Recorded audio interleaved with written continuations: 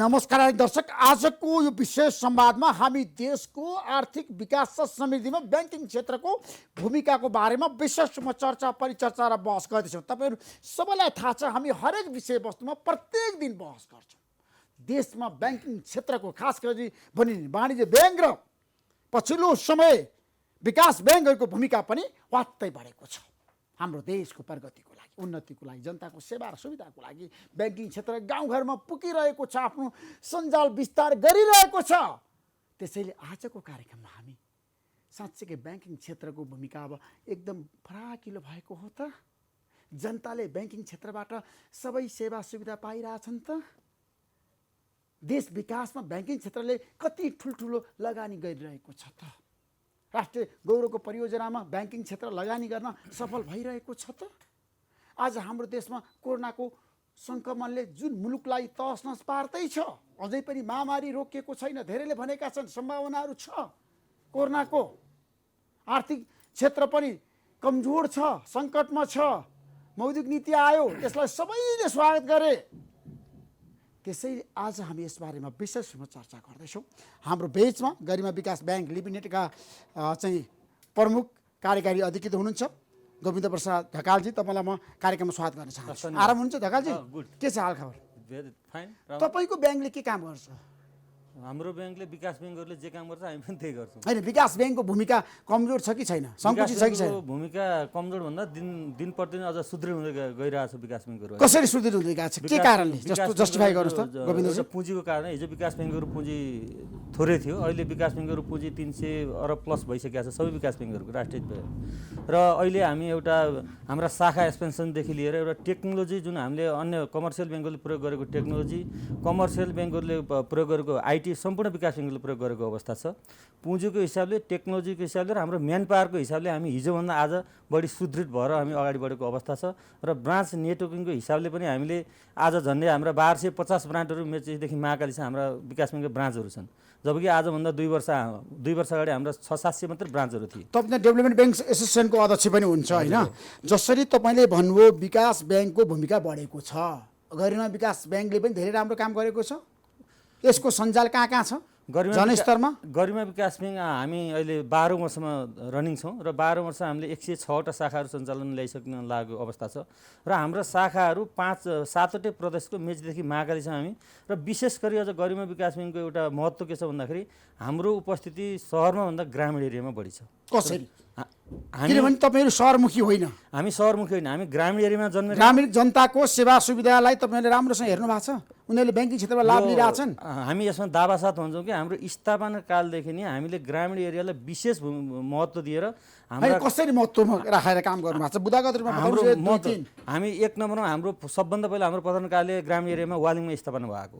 र त्यसपछि हामीले स्थापनाको 5औं वर्ष चाहिँ हामीले स्याङ्जा, वालिङ, बेनी लगायत दुर्गम ठाउँमा हामीले आफ्ना शाखाहरू विस्तार गरेर त्यहाँका निम्न वर्ग र मध्यम वर्गलाई हामीले एउटा धितो लिएर बिना धितो दुईटै किसिम र विशेष गरी कृषि लगानीमा हामीले त्यो ग्रामीण एरियामा बढी फोकस गरेको अवस्था छ। र त्यसलाई अहिले पनि हामीले निरन्तर दिएका छौँ। र यसको अर्थ यो होइन कि हामी सहरी एरियामा हाम्रो उपस्थिति छैन भन्नु खोजेको होइन। सहरी एरियामा हाम्रो जति बलियो उपस्थिति छ त्यतिको उपस्थिति ग्रामीण एरियामा छ। र ग्रामीण एरियामा गरिमा विकास ब्याङ्कबाट कसैले म काम गर्छु, म मेहनत गर्छु, मसँग सिप छ भने त्यो मान्छेले प्रोजेक्टको आधारमा हामीले अहिले प्रशस्त लगानी गरेको हामीसँग फाइल छ, हामीसँग रिपोर्ट छ। अनि तपाईँहरू कहाँ मान्छेहरू आउँछन्, ऋणीहरू आउँछन्, तर पैसा लिनको लागि चाहिँ धेरै गाह्रो छ भन्नेहरू पनि छन् नि? प्रक्रिया पुर्याउनु पर्छ, मापदण्ड चाहिँ पुर्याउनु पर्छ, समस्याहरू जटिल छ। जटिल छैन, एउटा कस्तो छ भन्दा केही प्रक्रियाहरू हामीले पुरा गर्नुपर्छ। जस्तो के प्रक्रिया पुरा गर्नु? तपाईँ कहाँ कुनै मान्छे लोन लिन आयो, अब किसान लोन लिन आउँदाखेरि गाउँको किसानहरूलाई समस्या छैन। गाउँको जति एउटा किसान आयो, किसानलाई त हामी के गर्छौँ भने सामान्य उसको डकुमेन्टका आधारमा र कतिपय डकुमेन्ट्सहरू कस्टमरले तयार पार्ने डकुमेन्ट्स हाम्रो कर्मचारी साथीहरूले तयार पारिदिनुहुन्छ। यो मैले यथार्थमा बोलेको, या तपाईँ गाडी बोले होइन, यथार्थ प्र्याक्टिकलमा हामी त्यही छ। र अलिकति एउटा के छ भने कहिलेकाहीँ अलिकति ठुलो लोन लिँदाखेरि ट्याक्सका कुराहरू देखेर उसको प्रोजेक्सन एनालाइसिस गर्ने कुराहरूदेखि लिएर उसले रिपोर्ट तयारी गर्ने कुरामा केही ह्यासलमेन्ट भएको हुनसक्छ।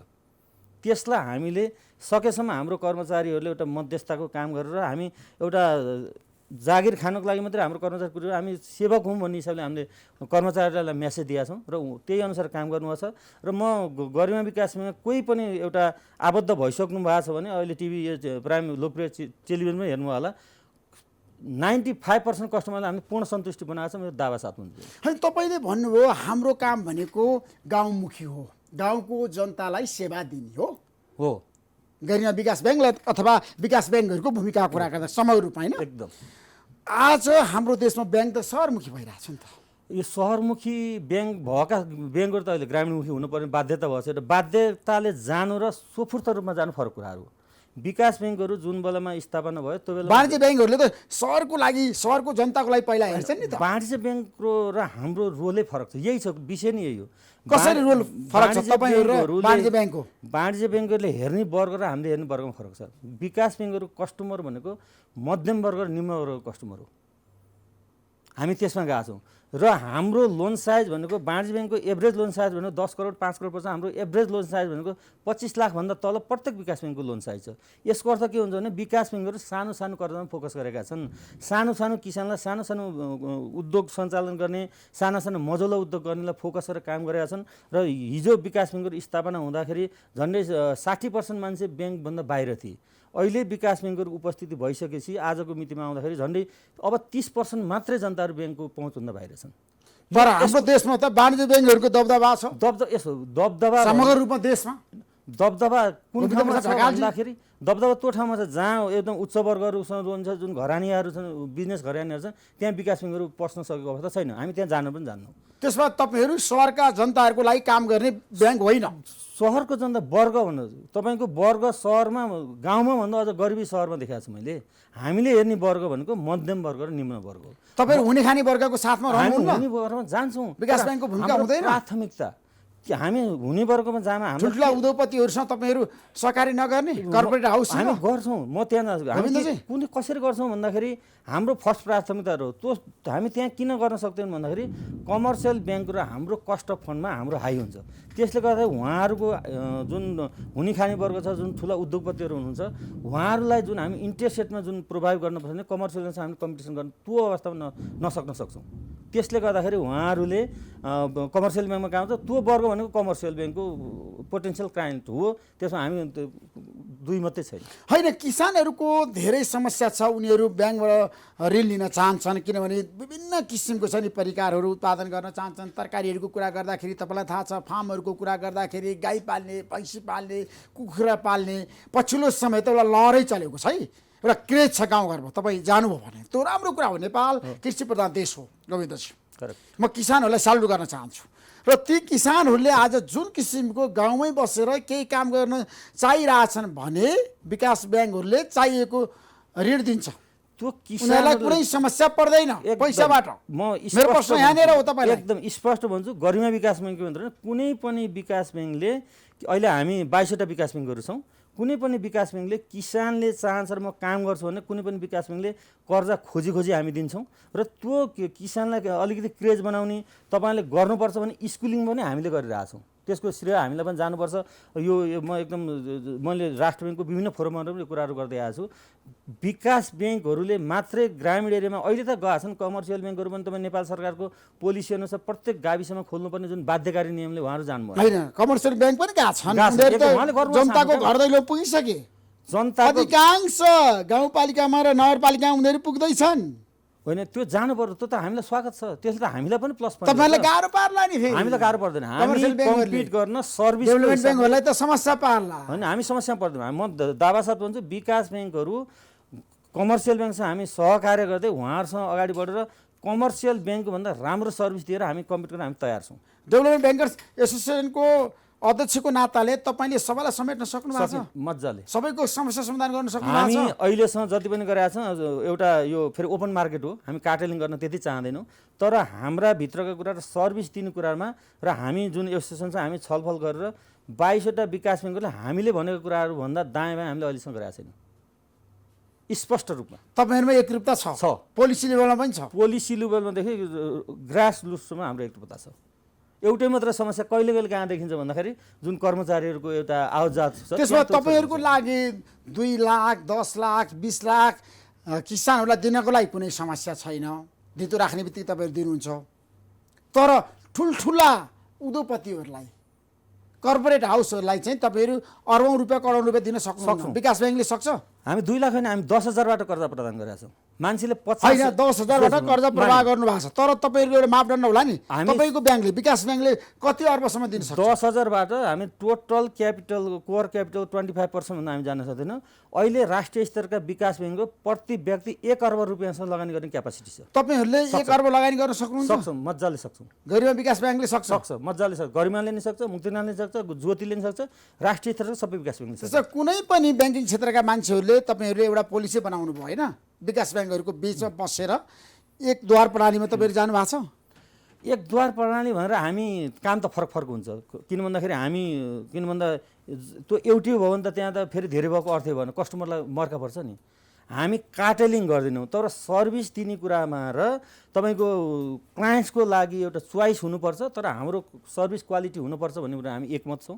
र इन्ट्रेस्ट रेटका कुराहरूमा पनि हामीले विगतमा केही हामी थोरै योभन्दा माथि नजाउँ, योभन्दा माथि कर्जामा ब्याज नल्याउँ भन्ने कुरो माथि हामी सहमति गरेका अवस्था पनि थिए। तर अहिले आएर हामी त्यसलाई पनि तोडिदिएका छौँ, हामी तोडेका छौँ। तर हाम्रो कुरा के भन्दाखेरि सर्भिसको मामिला एकद्वार हामी अब कन्सोर्टियममा गएर लगानी गर्न सक्छौँ भने अहिले विकास ब्याङ्कले कुनै एउटा हाइड्रो पावर आउँछ भने हामी विकास ब्याङ्कहरू मात्रै मिलेर पनि हामी त्यो हाइड्रो पावर सञ्चालन गर्ने क्यापासिटी हामीसँग छ, हामी गरिरहेछौँ। हामी गरिमाले तपाईँ हामी ठुला ठुला सिमेन्ट गरिमाले चाहिँ हाइड्रो पावर पनि लगानी गरिरहेछ, सिमेन्ट पनि गरिरहेछ, सिमेन्ट जस्तै हामी टुरिज्म पनि गरिरहेका छौँ। टुरिज्म हाइड्रो एकदम राम्रोसँग पोखरामा गौरवका परियोजनाहरूमा गरिरहनु भएको छ लगानी। अब राष्ट्रिय गौरव ठुल्ठुला गरेका छौँ हामी सम्पूर्ण। हामी नभएर कोही एउटा लिडिङ ब्याङ्कसँग गएर पनि हामी गरेका जस्तो प्रभु ब्याङ्कसँग गएर हामीले त्यसो तपाईँहरूको प्रभु ब्याङ्कसँग कनेक्सन छ? अरू ब्याङ्कसँग छ, मेरो प्रभु छ भने माछापुत्रेसँग छ, जुन एउटा लिड ब्याङ्क हुन्छ त्यसमा कन्सल्टिङमा हामी त्यहाँ गएर लगानी गर्छौँ। मलाई के बताउनुहोस् भन्दाखेरि अब कोभिड-19मा हामी छौँ, सरकारले लकडाउन खुकुलो पारे, अन्त्य पनि गर्यो। अब खुकुलो पारेपछि अन्त्य गर्यो, घोषणा गर्यो, अब लकडाउन छैन मुलुकमा, नयाँ आर्थिक वर्ष पनि सुरुवात भइरहेछ। यो अवस्थामा देशको आर्थिक स्थिति राम्रो होला, सबल होला? अब लकडाउन कसरी जानु पर्ला? लकडाउन हिजोबाट खुकुलो पारो, अझ पनि अन्तर्जिल्ला जाने लकडाउन खुकुलो भइसकेको छैन। तपाईँको एयरलाइन्सहरू खोलिसकेको अवस्था छैन। जबसम्म यो सहजता हुँदैन अझ पूर्ण रूपमा लकडाउन खुलेको हामीलाई महसुस हुँदैन, किन भन्दाखेरि केही अप्ठ्यारोहरू त्यहाँ अहिले पनि छैन। लकडाउन अन्त्य भएपछि तपाईँलाई काम गर्न सजिलो भएको छैन? धेरै सजिलो भएको छ, सजिलो भएको छ। किन भन्दा मालपोतकादेखि लिएर जहाँ हाम्रा कनेक्सन अफिसहरू थिए सरकार, त्यहाँ पनि हाम्रो काम गर्न सजिलो भएको छ। अब के छ भन्दाखेरि अहिले यो कोभिडले गर्दाखेरि जुन एउटा समस्याहरू देखिएका छन्, जुन यसमा आर्थिक नीति आयो, त्यसपछि मौद्रिक नीति आयो र त्यहाँ पनि केही कुराहरू छन्। त्यसमा जहाँ अब यो अबको इकोनोमी जुन ग्रोथ 7% इकोनोमिक ग्रोथ लियो छ, त्यसलाई परिपूर्ति गर्नको लागि अहिलेको मौद्रिक नीति अनुसार हामीले 20% कर्जा वृद्धि गर्नुपर्ने अवस्था छ र यो च्यालेन्जिङ छ हाम्रोमा। हामीले लास्ट इयर अहिले हामीले 3 महिना मात्रै हामीले काम गर्न पाएन, जम्मा 10%को हाराहारीमा 10-11 को हाराहारीमा ग्रोथ भएको छ क्रेडिट। र अब आउने वर्षमा त्यो ग्रोथ रेट लिनको लागि 20% लोन ग्रोथ गर्न सकिन्छ कि सकिन्न भन्ने कुरामा थोरै हामीलाई अलिकति बढी जस्तो कोभिडले ब्याङ्किङ क्षेत्रलाई कस्तो असर पार्यो र तपाईँहरूले त्यतिखेर सामाजिक उत्तरदायित्व जिम्मेवारी त सबैको हुन्छ नि, हुन्छ। ब्याङ्किङ क्षेत्रले के गर्यो, तपाईँहरूले के गर्नु पर्यो? अब कोभिडको बेलामा जुन विश्वमा पारो, त्यसको यहाँ अर्थतन्त्रमा पारो, यहाँको उद्योग व्यवसायलाई पारो भनेपछि हामी ब्याङ्क त्यहाँबाट छुटाउने त हामी कुनै देशलाई सहयोग गर्नुपर्ने दायित्व तपाईँहरूको, सरकारलाई सहयोग गर्नुपर्ने दायित्व तपाईँहरूको एकदम हो। सरकारलाई सहयोग गर्नु भएको छ? प्रधानमन्त्रीलाई गएर भेट्नुभयो? होइन, प्रधानमन्त्रीलाई भेट्नु, पैसा जम्मा गर्नुभयो? होइन, म भन्दैछु त्यो कुरा। प्रधानमन्त्रीलाई मात्रै होइन, अहिले स्थानीय सरकार पनि छन्, प्रदेश सरकार पनि छन् है। सब ब्याङ्कले आफ्नो स्टाइलले सहयोग गरेका छन्। के भन्दाखेरि कोभिड-19 आइसकेपछि हामीले सबभन्दा ठुलो सहयोग के गर्यौँ भन्दाखेरि अहिले पनि विकास ब्याङ्कमा खाता खोल्ने जुन कस्टमर छ त्यो कस्टमरले एटिएम चलाउन जान्दैन, उहाँलाई अझ हामीले गाइड गर्न सकिसकेको अवस्था छैन। त्यसकारण उहाँहरू विकास ब्याङ्कमा पैसा भइसकेपछि बिरामी भएर मर्नुपर्छ। हामीले हाम्रा शाखाहरू 50% शाखा चैतमा पनि खोल्यौँ, वैशाखमा पनि खोल्यौँ हामीले ग्रामीण एरियाका शाखाहरू, जहाँ एटिएमको समस्या छ, जुन वर्गले एटिएम चलाउनु जान्दैन, हामी त्यहाँबाट पनि सहयोग गऱ्यौँ। र अर्को कुरा अब जस्तै कोभिड-19 को सवालमा गर्नु भने गरिमा विकास ब्याङ्कले हामीले 35 लाख रुपियाँ कोभिडको लगानीको लागि 35 लाख रुपियाँ हामीले 7वटा प्रदेशलाई 5-5 लाखको दरले हामीले 35 लाख रुपियाँ जम्मा गरिदियौँ। र कतिपय विकास ब्याङ्कले केन्द्रको कोषमा जम्मा गरे, कतिपय विकास ब्याङ्कले तपाईँ सम्बन्धित स्थानीय सरकारलाई सहयोग गरे। त्यस कारण त्यसबाट हामीले जुन अहिले मौद्रिक नीतिमा त्यो सोसियल सर्भिस अन्तर्गत पैसा केन्द्रमा दाखिल गर्ने भने विकास ब्याङ्क कोहीसँग फन्डै छैन। अहिले हामी सम्पूर्ण हाम्रो जति गर्नुपर्ने हो त्योभन्दा बढी हामीले सहयोग गरेर हामी बसेको अवस्था छ। होइन, सहयोग गर्नुभयो, तर पनि मलाई धेरैले के भनेको छ भने गोविन्द प्रसाद ढकालले पछिल्लो समय ब्याङ्किङ क्षेत्रले आफ्नो उत्तरदायित्व र जिम्मेवारीबाट भाग्यो। देश सङ्कटमा तपाईँहरू चाहिँ सुतेर बस्नुभयो। अब यो त्यही समय है लकडाउनको अवधिभर एक महिना चाहिँ ब्याङ्किङ क्षेत्र ठप्प थियो। अब यसमा म के भन्छु भन्दाखेरि मैले अगाडि भने गरिमा विकास ब्याङ्क पनि खुलेको थिएन। मजाले थियो। म हजुरलाई यो मेरो त्यहाँ अहिले पनि हामीसँग पछि हाजिर गर्न मिलेन, हामीसँग त्यो सिस्टमेटिक हाजिर छ। हामीले चैत 11 देखि हामीले नेपाल राष्ट्र ब्याङ्कसँग कोअर्डिनेसन सम्बन्धित स्थानीय निकायसँग कोअर्डिनेसन गरेर कुनै पनि दिन शाखा बन्द गरेनौँ। र कति तपाईँले एकचोटि कार्यक्रम आफूले गर्दाखेरि ब्याङ्कका कर्मचारी समातिए भनेर तपाईँले एसपीसँग कुरा गर्नुभएको थियो। त्यसपछि हाम्रा कर्मचारी छोडिएका थिए भनेपछि ब्याङ्कको कर्मचारी हामी सेना भर्ती भइसकेपछि लडाइँ भएपछि सेना भाग्यो भने त्यसको अर्थ छैन नि। हामी पनि यो त अत्यावश्यक सेवामा बसेको मान्छे हो। रोग आयो महामारी आयो भने हामीलाई भाग्ने ठाउँ हुँदैन, हामी भाग्न पनि हुँदैन। यो हामी विकास ब्याङ्कमा हामी प्रत्येक साथीले हाम्रो केन्द्रीय कमिटीको मिटिङै गरेर हामीले हाम्रा शाखाहरू बरु सहरमा एटिएम चलाउँछौँ, एटिएम छन्, अलि दुर्गममा ठाउँमा बढी शाखा सञ्चालन गरौँ भनेर हामीले शाखा चलाउँछौँ। यसमा हामी पछि हटेका छैनौँ, हट्न नै हट्दैन। त्यसो भए मलाई के बताउनुहोस् भन्दाखेरि अहिलेको अवस्थामा हाम्रो देशमा पहिला नीति र कार्यक्रम आयो, त्यसपछि बजेट आयो, त्यसपछि मौद्रिक नीति आयो। सबै समस्याको समाधान भयो त? अब यसमा अहिले तपाईँहरूको मागलाई सम्बोधन गरे त मौद्रिक नीति भनेको जुन बजेट आयो त्यो बजेटको 7% ग्रोथलाई सहयोग पुग्ने गरी मौद्रिक नीति आउनुपर्छ। आयो त्यो आफ्नो ठाउँमा छ। र त्यसमा नेपाल सरकारले अर्थनीति अथवा बजेटमा जुन अलिकति मान्छेहरू खुसी थिएनन्, हामीलाई कुनै राहत प्याकेज उद्योगिक व्यवसायहरूबाट चर्को विरोध भएको अवस्था थियो, त्यसमा मलम लगाएर सहयोग गर्ने किसिमले मौद्रिक नीति आयो। र यो मौद्रिक नीति आउँदाखेरि अब यो कहाँबाट अब कार्यान्वयनको चरणमा जाँदाखेरि केही समस्याहरू देखिन सक्छन्। यो कसरी हामीले अहिले प्रत्येक व्यवसायले उठाएका कुराहरू, कर्जा पुनर्संरचनाका कुराहरूदेखि लिएर कर्जा रिफाइनेन्सिङका कुराहरूदेखि लिएर जति समय माग भएको थियो ती सम्पूर्ण कुरालाई एड्रेस हुने गरी मौद्रिक नीति आएको छ। अब यो कार्यान्वयन गर्ने ठाउँमा हामी ब्याङ्क वित्तीय संस्थाहरू छौँ। अब हाम्रा मागहरू सम्बोधन भयो भनौँ भन्ने कुरा, व्यवसायी र ब्याङ्क भनेको त एउटा सिक्काका दुईटा पाटा हुन्। व्यवसायहरूका माग सम्बोधन हुनुको हाम्रा माग सम्बोधन हुनु, किन भन्दा व्यवसाय असफल भने ब्याङ्क सफल हुँदैन। यो हामीले राम्रोसँग बुझेका छौँ। तर यो मौद्रिक नीतिबाट एकदम राम्रो छ।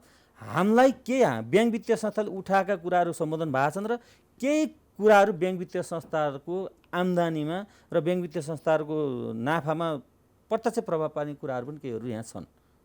त्यसलाई हामीले स्वीकार गर्नुभन्दा अर्को त्यसो भए विकास ब्याङ्कहरूको लागि मौद्रिक नीति अक्सिजन हो त, सञ्जीवनी बुटी हो त? मौद्रिक नीति पोजिटिभ छ। पोजिटिभ छ। सकारात्मक कति नकारात्मक कति ठ्याक्कै भन्दाखेरि होइन, नकारात्मक मैले भन्न चाहन्न। नकारात्मक छैन। राष्ट्र ब्याङ्कको गभर्नरसँग तपाईँको त्यो होइन, म त गभर्नर सम्बन्ध राम्रो छ। सम्बन्ध मेरो सबैसँग राम्रो छ। ठ्याक्कै भन्नुहोस् न। म स्पष्ट बोल्छु। मैले महाप्रसाद अधिकारीसँग तपाईँले भेट्नुभयो? हाम्रो गभर्नर मैले गएर फुलको गुच्छै लगेर भेट्न पाइनँ। गएर यसरी हामी अलि सामाजिक दूरी काम गरेर भेटियो र उहाँ डिप्युटी गभर्नर हुँदाखेरि उहाँसँग मेरो राम्रो सम्बन्ध थियो र उहाँ अलिकति थोरै क्यापेबल मान्छे हो। उहाँसँग क्यापासिटी छ। त्यसलाई मैले यो मिडियाबाट चाकडी गर्न खोजेको होइन कि उहाँसँग क्यापासिटी छ। उहाँसँग केही क्यापासिटी क्षमतावान मान्छे हो उहाँ। र अहिलेको मौद्रिक नीतिले देखायो नि यो त राम्रो हो। तर मैले भन्न खोजेँ भने ब्याङ्क वित्तीय संस्थाहरूलाई यो मौद्रिक तर तपाईँलाई अङ्कुश लगाउँदै हुनुहुन्छ उहाँले त? होइन, अङ्कुश लगाउने सबैलाई ब्याङ्क वित्तीय संस्थालाई गलत काम गरेला भने कारबाही गर्नुपर्छ। त्यसमा म एक नम्बरमा म जहिले पनि गलत काम गर्ने सिइओ होस्, ब्याङ्क होस्, सञ्चालक समिति होस्, कसैलाई पनि छोड्नुहुन्न भन्ने मान्यता मेरो छ। हिजो पनि थियो, आज पनि छ। त्यसमा स्पष्ट रूपमा त्यसलाई हामी सपोर्ट गर्दैनौँ। तर ब्याङ्क वित्तीय संस्थालाई अप्ठ्यारो पारेर भोलि आउने व्यवसायहरू पनि यो इकोनोमी पनि होइन। हाम्रो देशमा अर्थतन्त्रको कुरा गरौँ है। ब्याङ्किङ क्षेत्रले आज अर्थतन्त्रलाई पनि बचाएको छ, मलजल गरेको छ, संरक्षण गरेको छ होइन। मैले धेरै पटक बहसमा भनेको छु गोविन्दजी, राष्ट्र ब्याङ्कले तपाईँहरूलाई सहयोग गर्यो, तर तपाईँहरूले पनि सहयोग गर्नु पऱ्यो नि त? होइन, राष्ट्र ब्याङ्कले सहकारी हुनु पऱ्यो क्या। करेक्ट। केन्द्रीय ब्याङ्क र विकास ब्याङ्क अथवा विभिन्न ब्याङ्किङ क्षेत्रको फाइनेन्सदेखि लगाएर वित्तीय संस्थाको बिचको सम्बन्ध त राम्रो हुनुपर्छ। त्यो राम्रो सम्बन्ध छ। सायद नेपालमा नियमकारी निकायहरूले दिएका निर्देशन परिपालन गर्ने हुन् भने ब्याङ्क वित्तीय संस्था मुलुकमा अरू पनि कति नियमकारी निकायहरू छन्। नेपाल राष्ट्र ब्याङ्कले कुनै पनि कुराहरू सर्कुलर निर्देशन दिइसकेपछि त्यसको 100% कार्यान्वयन गर्ने भनेको ब्याङ्क वित्तीय संस्थाले। हामी त गर्नुपर्छ, गर्छौँ। र हामीलाई चित्त नबुझेका हामीलाई अप्ठ्यारा कुराहरू सम्बन्धित नियमकारी निकायहरूसँग गएर हामीले आफ्ना कुराहरू राख्छौँ र तिनलाई हामीले कतिपय कुरा धेरैचोटि करेक्सन अब अहिले आएर तपाईँलाई थाहा छ जस्तो राष्ट्रिय ब्याङ्कले त तपाईँहरूलाई सहयोग गरेको छ, तपाईँहरूले पनि सहयोग गर्नुपर्छ, त्यसको आवश्यकता छ होइन। सहकार्य र सहमतिका साथ जानुको विकल्प छैन ब्याङ्किङ क्षेत्रको कुरा गर्दाखेरि। अब आम्दानीका स्रोतहरू त घटिरहेछन्, रेमिटेन्सहरू आउनु छोडिरहेछ, यो अवस्थामा नेपाललाई कसरी बचाउने? अब यो प्रश्न त्यहाँनिर हो क्या। रेमिटेन्सको कुराहरू यसमा थोरै आएछ। अब जुन जुन हाम्रो सोच थियो, जुन हाम्रो एउटा पूर्वानुमान त्यो अनुसार रेमिटेन्स घटेको अवस्था छैन। जुन पूर्वानुसार विदेशबाट हाम्रा दाजुभाइहरू अहिले नेपाल त अग्रणी स्थानमा थियो नि त रेमिटेन्स यसपालि के भित्र। भयो अब तर अहिले आइरहेछ पैसा रेमिटेन्स आएछ, त्यसमा विदेशमा पछि नेपाली दाजुभाइले पठाइरहनु भएको छ पैसा, पैसा पठाउनु दिदीबहिनीहरूले पठाइरहनु भएको छ। गत सालको भन्दा केही कमी छ, पठाउनु भएको छ राम्रोसँग। रेमिटेन्स चाहिँ गत सालभन्दा केही कमी छ, कति प्रतिशत? ठ्याक्कै तपाईँको ठ्याक्कै 7-8% कमी छ अहिले। उदागत भन्नुहोस्। 7 देखि 8% कमी लास्ट मन्थमा त्यो कमी छ। तर हामीले अब के गर्नुपर्छ भन्दाखेरि यो विदेशबाट जुन वैदेशिक रेमिटेन्स कमी भएर हाम्रो दाजुभाइ आउने उनीहरूलाई यहाँ अब प्रोडक्टिभ काममा हामीले लगाएर ब्याङ्कले सहयोग गरेर यताबाट हामीले त्यसको रिकभरी गर्नुपर्छ। यो चुनौतीलाई हामीले यताबाट अवसरमा बदल्नुपर्छ। अब आएका दाजुभाइ दिदीबहिनीहरूलाई उनीहरूको सिप र उनीहरूसँग जुन क्षमता छ त्यसमा काम गर्नको हामीले इन्भाइरोमेन्ट क्रिएट गर्ने, ब्याङ्क वित्तीय संस्थाले सहयोग गर्ने, स्थानीय सरकारले सहयोग गर्ने, जति पनि हाम्रा त्यसमा नियमकारी निकायहरूले सहयोग गर्ने, र त्यो गऱ्यौँ भने हामीले त्योभन्दा यो बढी होइन। तपाईँले राम्रोसँग हेर्नु भएको छ, विश्वभर रहेका नेपालीहरू बिस्तारै अब स्वदेश फर्कँदैछन्, आइरहेछन्। यो बिचमा पनि धेरै नेपालीहरू आउनुभयो, दाजुभाइ दिदीबहिनी आउनुभयो जो खाडी मुलुकमा काम गर्ने। अब हामीले देशमा रोजगारी सिर्जना गर्न सक्छौँ?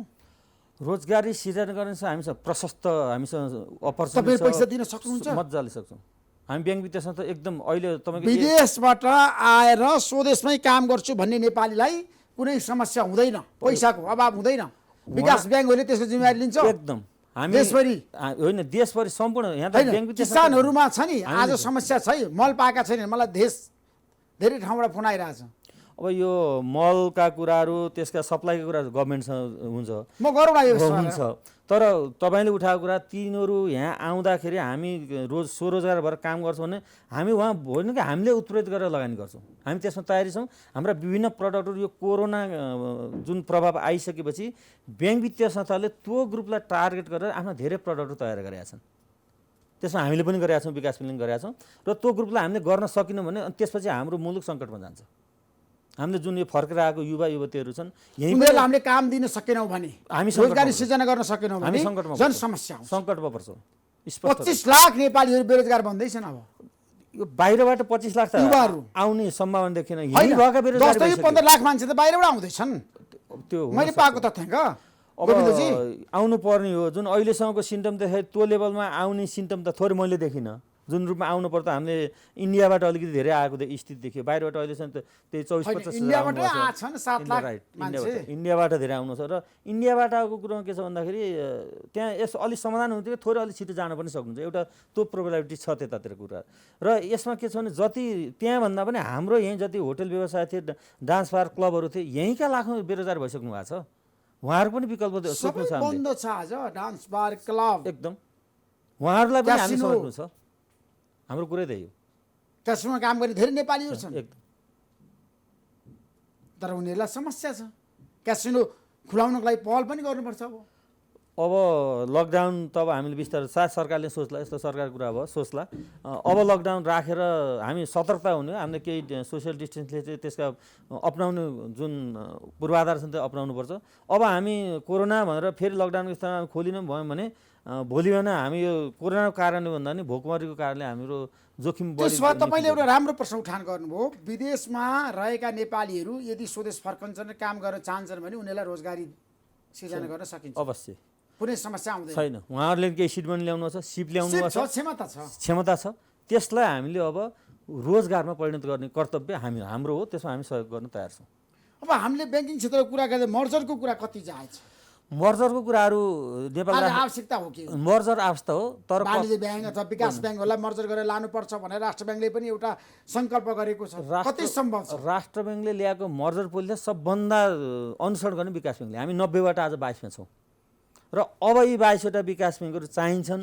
भन्ने हिसाबले होला अहिले मौद्रिक नीतिमा विकास ब्याङ्कहरूलाई मर्जरको बारेमा कुनै प्रेसर छैन। वाणिज्य ब्याङ्कहरू मर्जरको लागि जुन अहिले 27टा वाणिज्य छन्, गभर्नरज्यूले बारम्बार विभिन्न सोसियल मिडियाहरूमा भन्नुभएको छ कि 15टामा आउनुपर्छ। अब वाणिज्य ब्याङ्कहरूको मर्जरको अवस्था छ, देखिया छ। किन भन्दाखेरि अब जति ठुलो भयो त्यसको रिस्क बियर गर्ने क्यापेसिटी त्यति बढी हुन्छ, सञ्चालन खर्च कम हुन्छ र सञ्चालन खर्च कम भइसकेपछि लोनीले ऋण सस्तोमा पाउँछ, त्यसको असर त्यहाँ पर्छ। लोनीले ऋण सस्तो पाइसकेपछि त्यसबाट उत्पादित वस्तुको मूल्य कम पर्छ र कस्टमरले सस्तोमा पाउँछ भनेपछि त्यो चेन इफेक्ट हुन्छ। यसको लागि पनि अब मर्ज हुनुपर्ने अवस्था छ र अब कमर्सियल ब्याङ्कहरू मर्ज गर्नको लागि त विशेष मौद्रिक नीतिमा स्पष्ट उल्लेखै छ। सरकारले स्पष्टमा भनिसकेको छ, राष्ट्र ब्याङ्कले पनि भनिसकेको छ होइन, अहिलेको अवस्थामा मर्जर आजको आवश्यकता हो। तपाईँ पनि त्यसको पक्षमा एकदम। वाणिज्य ब्याङ्कहरू प्रक्रियामा गइरहेछन्, सरकारले भनेको छ, राष्ट्र ब्याङ्कले भनेको छ, सबैले भनेका छन्, चौतर्फी दबाब छ। अनि विकास ब्याङ्कहरू चाहिँ आज तपाईँहरूले भन्नुभयो हामी 100वटा थियौँ, अहिले आएर 20-22वटामा छौँ, अब 10वटामा नआउने। हामी विकास ब्याङ्क 15टामा झर्छ, यो कुरा मैले देखिसकेको छु। जस्तै गरिमा विकास ब्याङ्कले हामी 3टा मर्ज भएको, 2टा मर्ज गरेर लिएर आएको।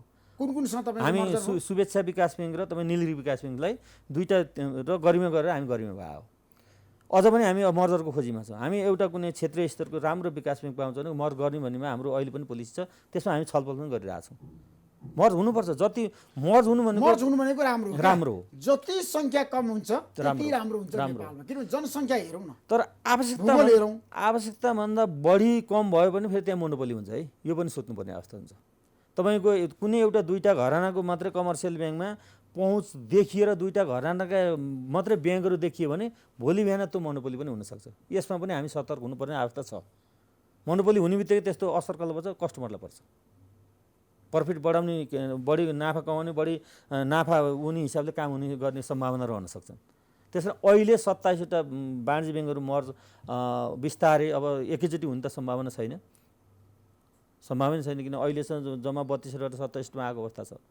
तर यसलाई हामी विकास ब्याङ्कहरूले त अब तपाईँ जुन किसिमको संस्थाको अध्यक्ष हुनुहुन्छ होइन, ब्याङ्किङ क्षेत्रमा विकास ब्याङ्कहरूको तपाईँ नेतृत्वकर्ताको रूपमा पनि परिचित हुनुहुन्छ। तर आज आएर मलाई एउटा बताउनुहोस् त, अहिलेको अवस्थामा यो सङ्गठनको आवश्यकता छ, उचित सङ्गठनको आवश्यकता? हाम्रो सङ्गठन यस्तो हो कि हाम्रो सङ्गठन कहीँ कसैलाई अप्ठ्यारो पार्ने, कहीँ माग लिएर जाने सङ्गठन होइन। हाम्रो विकास ब्याङ्क एसोसिएसनको सङ्गठन भनेको हामी 5वटा भए पनि आवश्यकता छ। किन भन्दाखेरि नेपाल राष्ट्र ब्याङ्क अर्थ मन्त्रालयमा हामीलाई परेका समस्याहरू, हामीलाई देखिने अप्ठ्याराहरू, नीतिगत रूपमा यी अप्ठ्यारा छन्, हामीले करेक्सन र हाम्रो सुझाव दिने संस्था हो। र हाम्रा संस्थाहरू बिचमा कुनै समस्या पऱ्यो भने हामी यसरी अगाडि बढौँ, एउटा संस्थागत र यो नियमलाई परिपालन गरौँ भने हामीले यी कम्युनिकेसन गर्छौँ। अरू कार्टेलिङको लागि, अरू कुनै माग राखेर एउटा भनौँ न लबिङ गर्नको लागि अनावश्यक कुराले दबाब दिन हामी सङ्गठन चाहिन्छ। किन चाहिन्छ? यो विकास सङ्गठन विकास राजनीति छैन हाम्रोमा राजनीति। यो ब्याङ्कर्स राजनीति प्रभावले त हुँदैन, यो गाँजेको छ नि, गाँज नै हुँदैन। यो ब्याङ्कर सेसनमा राजनीतिबाट टाढा रहन सक्नुहुन्छ। विकास ब्याङ्कहरू अहिलेसम्म सकेका छौँ। सबै पोलिटिकल पार्टीका कार्यकर्ताको मोनोपोली छ त्यहाँ? छैन। हामी सक्छौँ। होला सिओहरू त्यहाँ सिओ मात्रै हुन्छ, कुनै हाम्रो विचार मैले कसैलाई भोट हाल्छु र कसैलाई त्यो आउनु ठाउँ छ, तर त्यो टेबलमा हाम्रो त्यो सिम्टम देखिनै हुँदैन। स्पष्ट साथ हामी भन्छौँ छँदैछ। राजनीतिको प्रभाव छैन विकास ब्याङ्कहरूमा, स्पष्ट छैन। कसैले विश्वासै गर्दैन। अब यो कसो गरौँ? म विश्वासै गर्ने मेरो लागि राजनीतिकरण छ होइन, छ, तर हाम्रो एसोसिएसनमा राजनीतिकरण छैन। इतिहासदेखि अहिले काङ्ग्रेस कम्युनिस्टका मान्छेहरू होला। काङ्ग्रेस मै एउटा पार्टीलाई उ गर्छु र मेरो उपाध्याय चाहिँ एउटा पार्टीमा संलग्न होला। मान्छेको विचार त हुन्छ नि, हामीले भोट त हाल्छौँ नि। मेरो नि भित्र त राजनीति, म सिओ हुने, म राजनीति मेरो कोही इच्छै छैन भन्ने त होइन नि, छ। तर हामी त्यहाँ सो गर्दैन। हाम्रो त्यहाँ राजनीति सम्बन्धी त्यो फोरममा हाम्रो कुनै विषयवस्तु प्रवेश गर्दैन, एकदम स्पष्ट। त्यसमा मलाई एउटा कुरो बताउनु गोविन्दजी, मलाई धेरैले भनेका छन् जस्तो आजको दिनमा नेपालमा क ख ग वर्गका ब्याङ्क र वित्तीय संस्थाहरू छन्, ती वर्गहरूको औचित्य र आवश्यकताको कुरा गर्दाखेरि आजको दिनमा छ नि कति उचित छ? होइन, अब यसमा हिजो क ख ग घ भए एकदम यो सही कुरा हो। अब काम गर्दाखेरि कदेखि गसँग एउटा छ, अब यसमा जुन एउटा 2000 त्यसबाट माथि उठ्ने म भन्छु 2080सँग तपाईँको युनिभर्सल ब्याङ्किङमा जाने भन्ने कुराहरूमा एउटा हाम्रो नेपाल राष्ट्र नेपाल सरकारले पनि त्यसमा केही होमवर्क गरेर एउटा निर्देशन आइसकेको छ। अब युनिभर्सल ब्याङ्किङमा गएर क्यापिटलको आधारमा काम डिभाइड गरिदिनुपर्छ। क्यापिटलको आधारमा उसले कतिसँग डिपोजिट कलेक्सन गर्ने, कुन सेक्टरमा जाने, कुन सेक्टरमा लगानी, कुन सेक्टरमा कति क्यापिटलभन्दा माथि जाने भनेर त्यो गरियो भने यो क ख गको अवस्था छैन। अहिले अवस्था ख ग किन भयो भन्दाखेरि जुन एउटा क वर्गको ब्याङ्कहरूले राम्रो गरेका छन्, क वर्गको ब्याङ्कहरूको उनीहरूको आफ्नै छुट्टै भूमिका छ, छुट्टै महत्त्व छ। ख र गको छुट्टै छ। त्यसमा वाणिज्य ब्याङ्क र विकास ब्याङ्कको कुरा गर्दै फरक केमा छ त, कति छ? अब तपाईँको 1 2 3 फरक 1 2 3 ठ्याक्कै भन्दाखेरि अहिले वाणिज्य ब्याङ्कहरूले एलसी गर्छ, हामीले एलसी गर्दैनौँ। बाहिरको वाणिज्य ब्याङ्कहरूले विदेशी मुद्राको कारोबार गर्ने, विदेशी सञ्चालनको हामी गर्दैनौँ। र नेपालको सरकारी खाता वाणिज्य ब्याङ्कहरूमा सञ्चालन छ, त्यो हामीले गरेका छौँ। यति छ फरक। त्यसमा विकास ब्याङ्कको भविष्य उज्जवल छ कि अब यसको औचित्य सक्यो? होइन, विकास ब्याङ्कको हामीले बहस गर्दा विकास ब्याङ्कको भविष्य उज्जवल होइन, विकास ब्याङ्कको आवश्यकता अझ बढी छ, यसको बजार अझ छ। विकास ब्याङ्कको प्रशस्तै छ। विकास ब्याङ्कको यति ठुलो बजार छ कि जहाँ हामी अझ पुग्न सकेका छैनौँ, हामी जानुपर्ने। तर विगतमा त विकास ब्याङ्कको चाहिँ प्रभाव त कम थियो सोसाइटीमा। होइन, यो यसो छ, अब बढी पब्लिसिटी गर्ने, बढी ठुला विज्ञापन दिने र त्यसको प्रभाव भने त्यसमा अलिकति हामी पछाडि छौँ। किन भन्दाखेरि हामी सानो वर्गमा जान्छौँ, हामी प्रचार प्रसारमा कामलाई बढी प्राथमिकता दिन्छौँ र हाम्रो वर्गसँग जाँदाखेरि हामीले त्यो धेरै ठुलो विज्ञापन प्रचार गर्नुपर्ने आवश्यकता नभएर यो देखिएको हो। तर यथार्थमा भन्दाखेरि यो नेपालका अहिले कतिपय पूर्व भइसक्नु भयो, कोही वर्तमान हुन्छ, नेपाल राष्ट्र ब्याङ्क लगायत यता नेपाल सरकार धेरै बुझ्ने मान्छेहरूलाई थाहा छ कि यो मुलुकमा ब्याङ्किङ सिकाएको विकास ब्याङ्कले हो। मेचीदेखि महाकालीसम्म, देश सहरदेखि गाउँसम्म, यसमा कुनै दुई मत छैन र अझ पनि आवश्यकता छ। त्यसो भए तपाईँहरूसँग देशभरि जुन सञ्जाल छ, संयन्त्र छ होइन, शाखा चाहिँ कतिवटा छ? हाम्रो विकास ब्याङ्कका शाखाहरू 1225 थियो, अब सबै गर्दा लगभग 1250 शाखाहरू 1250 छन्। त्यहाँ काम गर्ने देशभरि कर्मचारी कति छ? देशभरि काम गर्ने कर्मचारी हजुर हाम्रो लगभग 8000 कर्मचारी छन्। 8000 कर्मचारी छन् विकास ब्याङ्कमा आबद्धता भएका काम गर्ने छन्। सबैले सेवा सुविधा पाछन्? सबैले पाछन्।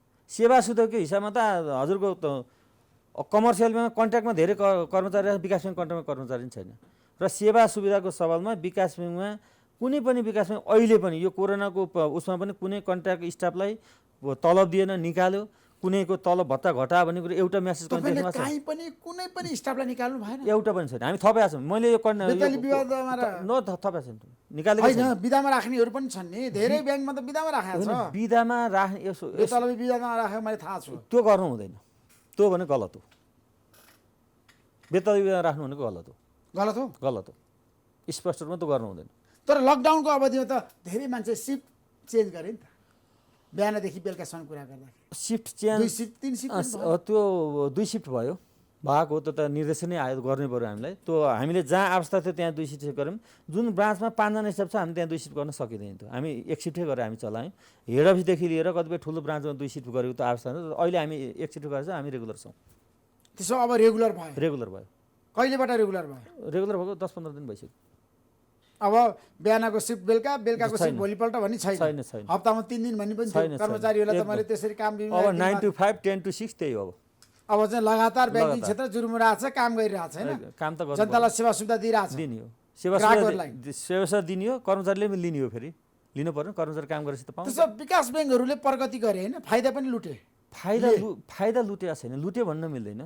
किन भन्दाखेरि कमाउनु पर्यो। त्यो ब्याङ्क पनि व्यवसाय हो, बिजनेस हो, सर्भिस फाइदा हो क्या विकास ब्याङ्कहरूलाई चाहिँ? फाइदा हुनु पर्यो त, आर्थिक रूपमा लाभ। त्यसमा सुन्नुहोस्, एउटा व्यवसायले व्यवसाय गर्दाखेरि तपाईँको 15, 20, 25, 30% रिटर्न लिनु हुने, ब्याङ्कमा लगानी गरेर 12 देखि 15, 17% रिटर्न लिनु भनेको त त्यसलाई अनावश्यक त होइन नि त, अनुचित त होइन नि त। त्यसलाई हामीले भन्नु हुँदैन। त्यो पनि व्यवसाय हो, त्यहाँ पनि इन्भेस्टरले लगानी गर्नुभएको छ। जस्तो मलाई धेरैले के भनेका छन्, अहिले ब्याङ्कहरूले सिङ्गल डिजिटमा कर्जाका ऋणहरू अफर गरिरहेका छन्, तपाईँहरू के गर्दै हुनुहुन्छ? होइन, एकदम। अब हेर्नुहोस्, यो आन्दोलन पनि यही थियो, कोरोनाको उसमा मौद्रिक नीतिले त्यसैलाई अलिकति जोड गरेको छ। हामीले अब मैले त भन्नुहुन्छ भने सिङ्गल डिजिटमा एउटा प्रडक्ट निकालिसकेको छु, होम लोन 9.9 मा हामीले निकालिसकेका छौँ। र अब लाग्छ मैले प्रत्येक लोन हामीले सिङ्गल डिजिटमा दिन्छौँ। विकास ब्याङ्कमा अझ हाम्रो कस्ट अफ फन्ड अलिकति बढी हुन्छ, त्यति हुँदाहुँदै पनि अब तपाईँको जुन एउटा यो होटल व्यवसाय यातायात छ उहाँहरूलाईदेखि लिएर जुन अलिकति निम्न वर्ग छ उहाँहरूलाई अब हामी सस्तो रूपमा कर्जा दिनुपर्छ। यसमा नेपाल राष्ट्र ब्याङ्कको पुनर्कर्जा पनि प्रयोग गर्नुपर्छ, सहुलियतपूर्ण कर्जा पनि प्रयोग गर्नुपर्छ र हामीले पनि अहिले ब्याङ्क वित्तीय संस्थाका प्रमोटर जुन इन्भेस्टर हुन्छ उहाँले पनि आजभन्दा 1 वर्ष 2 वर्ष जस्तो ठुलो रिटर्न अहिले खोज्नुपर्ने 1-2 वर्ष खोज्नु हुँदैन भन्छ। त्यसमा अब तपाईँहरू चाहिँ टेक्नोलोजीमा पोख्त भएर त्यो प्रयोग गर्ने हामी माध्यम प्रयोग गरेर जाने पक्षमा हुनुहुन्छ। एकदम टेक्नोलोजीको माध्यम प्रयोग गरेर जाने पक्षमा हुनुहुन्छ। एकदम गरेका छौँ अहिले त सबै। अहिले हामी तपाईँको गोएमएलमा हामी प्रत्यक्ष गइसकेका छौँ। कमर्सियल हामीले गरेका सफ्टवेयरहरू कमर्सियल ब्याङ्कमै प्रयोग भएको छन्। कमर्सियल ब्याङ्कहरूको जुन भिजा कार्डदेखि लिएर एटिएमले जुन संयन्त्र छ सबै विकास ब्याङ्कहरूमा छ। हामी त्यसमा जान्छौँ र अझ पनि हामी त्यसमा ठुलो लगानी गर्नुपर्छ। किन भन्दा अब सेक्युरिटीको कुराहरू हुनुहुन्छ, डाटा सेक्युरिटी सेक्युर गर्नेदेखि लिएर तपाईँको कोरोना र लकडाउनले ब्याङ्किङ क्षेत्रलाई डिजिटाइज गर्नको लागि मद्दत गर्यो। अहिले एउटा के देखियो भन्दाखेरि हामीले यो कुरा सिक्न पर्दो रहेछ, एटिएमबाट पैसा झिक्न जान्न पर्दो रहेछ, मोबाइलबाट पैसा ट्रान्सफर गर्न, टेलिफोनको पैसा तिर्न, विद्युतको पैसा तिर्न त्यो कुराहरू लिन पर्दो रहेछ भन्ने कुराहरू रहेछ। यसलाई अब हामीले क्याच गरेर अब हामी प्रत्येक हाम्रो जहाँ ब्रान्च छन् त्यहाँ वरिपरि गएर हामीले मार्केटिङ गरेर उहाँहरूलाई हामीले सिकाएर अब पैसा बोकेर हिँड्नु होइन, अब एउटा मोबाइलबाट सबै काम हुन्छ, मोबाइल बोकेर हिँड्नुहोस्, मोबाइलबाट त हिँडेपछि तपाईँहरूको सम्पूर्ण इकोनोमी जुन एक्टिभिटी ब्याङ्कबाट गर्छ त्यहाँ पाउनुहुन्छ भन्ने सन्देश दिनु छ र त्यो गराउँछौँ हामी। होइन सन्देश दिनुपर्छ। अब तपाईँ सफल ब्याङ्कर पनि हो होइन, तपाईँले राम्रोसँग काम गर्नुभएको छ गोविन्दजी। तर मलाई धेरैले के भन्छन् भन्दाखेरि ब्याङ्किङ क्षेत्र भनेको जसरी हुन्छ आफूले नाफा कमाउने, जनतालाई छारो हानेर अथवा जनताको आँखामा छारो हालेर आफू फाइदामा जाने, त्यो सही हो? गलत हो। हामी जसरी हुन्छ नाफा कमाउनु। हामीलाई एउटा मैले नियमकारी जुन निकाय छ राष्ट्र ब्याङ्कले त्यो हामीलाई छुट दिँदैन। पहिलो कुरो राष्ट्र ब्याङ्कका जुन पोलिसी छ निर्देशन त्योभित्र हामीले काम गर्नुपर्छ र नाफा कमाउनुपर्छ। ब्याङ्क घाटामा भने जनताले विश्वास गर्ने ब्याङ्क बन्द हुन्छ। ब्याङ्क नाफा जानै पर्छ, यो कुरोमा दावा सत हुन्छ। तर नाफाको प्रतिशत र मात्राका कुराहरू उचित रिटर्नको लागि हामी लिनै पर्छ र त्यसको लागि हामीले ब्याङ्क नाफामा गएर पनि त्यसको औचित्य रहँदैन। ब्याङ्क नाफामा जनताले विश्वास गर्दैन, डिपोजिट गरेर ब्याङ्क कोल्याप्स हुन्छ। ब्याङ्क घाटामा गइसक्यो भने त्यो घाटा भएको ब्याङ्कमा तपाईँले पैसा राख्नुहुन्न, अर्को मान्छेले पैसा राख्दैन। अहिलेसम्म विकास ब्याङ्क कुनै पनि घाटामा गएको छैन समग्र रूपमा भन्दाखेरि। होइन, लास्ट इयरमा केही पहिला समस्यामा आएका थियो, समस्यामा त धेरै अहिले छैन। विकास ब्याङ्क पहिला गोविन्दजी थियो पहिला थियो, एकदम थियो। अहिले छैन। अहिले हामी एकदम स्ट्रङ छौँ। यो कुरा राष्ट्र ब्याङ्कलाई पनि थाहा छ, हामीलाई पनि थाहा छ। अब कुनै पनि विकास ब्याङ्क 1-2 अरब रुपियाँ डुबेर विकास ब्याङ्क समस्याको घोषणा हुँदैन, किन क्यापिटलले थेक्छ, क्यापिटल ठुलो भइसकेको छ। तर ग्राहकहरूलाई ठग्छन् विकास ब्याङ्कहरूले भन्छ नि मान्छे। त्यो गलत हो। अब त्यो भन्नेलाई के भनौँ, तर कहीँ त्यस्तो ठगेको भयो भने त्यसलाई पनिसमेन्ट गर्नुपर्छ। होइन, अब तपाईँहरूले चाहिँ धितो राखेर पैसा दिनुहुन्छ, उसले चाहिँ त्यो कर्जा चुक्ता गर्न सकेन, ऊ त समस्यामा पऱ्यो भने तपाईँले सम्पत्तिहरू सबै कब्जा गर्नुहुन्छ, लिनुहुन्छ। त सिस्टम हो यो कुरामा। म तपाईँसँग केमा सहमत छु, धितो राखेर हामीले बिना धितोको एउटा सिलिङ छ, धितो त राख्नुपर्छ। हामीले दिने पैसा पनि पब्लिकको पैसा हो नि। हामीले दिने पैसा भनेको त ब्याङ्कको त होइन नि त, पब्लिकको पैसा लिएर पब्लिकलाई दिने हो। पब्लिकबाट त्यो लोन लाने मान्छेको पैसा आयो भने त अर्को पब्लिकको पैसा डुबिया हुन्छ नि।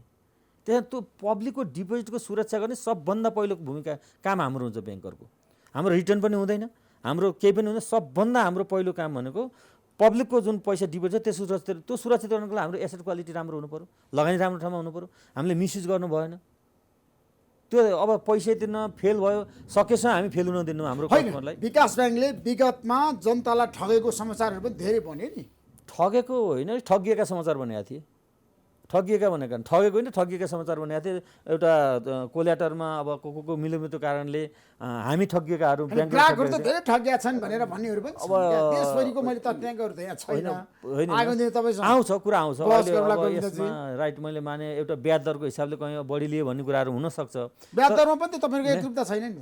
एकरूपता हुने भने त काटेलिङ भयो नि, जहाँ सक्छ त्यहीँ जाने ब्याङ्किङ क्षेत्रमा त होइन। एकरूपता चाहिने, यही कुरो म सहमत छैन। चाहिँदैन एकरूपता भने कति प्रतिशत ब्याज लिने त? ब्याज त तपाईँको हामीले 5% स्प्लिट दिन पाउनु। हाम्रो तपाईँको यो के अरे बाइङ प्राइस जे छ, सेलिङ प्राइस र बाइङ प्राइसको बिचको लिने हो हामीले। हाम्रो पैसाको कस्ट परेछ, अब हामी 10% वरिपरिमा हामीले काम गर्नुपर्छ। त्यो 9 पनि हुनसक्छ, 9 पनि हुनुपर्छ, 11 पनि हुनसक्छ। अब त्योभन्दा माथि जाने अवस्था रहन्छ। 12 मा तपाईहरु पुग्न सक्नु अब पुग्नु ब्याजमा जानु हुँदैन। विगतमा त जानु भएको थियो नि विगतमा त तपाईँको नोबेल ब्याङ्क 15 सम्ममा तपाईहरु जानु भएको छ। मैले धेरै प्रमाणहरु फेला पारेको छु। नोबेल ब्याङ्क जस्तो 20 सम्म 18 सम्म चाहिँ तपाईहरु चाहिँ होइन ब्याज लिइरहनु भएको छ। 16 मा पुगेको थियो 18 मा।